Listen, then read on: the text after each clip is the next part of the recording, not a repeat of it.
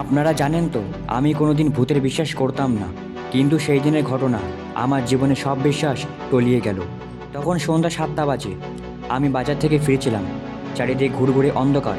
হঠাৎ দেখি আমার পেছনে কে যেন ফিসফিস করে ডাকছে, ওই ওই, দাঁড়া দাঁড়া। আমার হাত পা ঠান্ডা, গায়ের লোম দাঁড়িয়ে গেল। ভাবলাম এ নির্ঘাত পিশাচ। সে আমার ঘাড়ের কাছে এসে আবারও বলল, ওই। আমি বলছি দাঁড়া। আমি জোরে দৌড় দিলাম।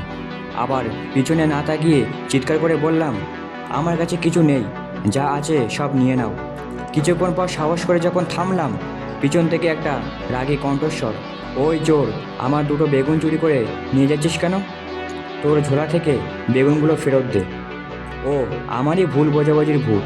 আসলে বাজারে ব্যাগটা ছিদ্র ছিল, আর সেই লোকটা তার দোকান থেকে পড়ে যাওয়া বেগুনগুলো খুঁজতে খুঁজতে আসছিল।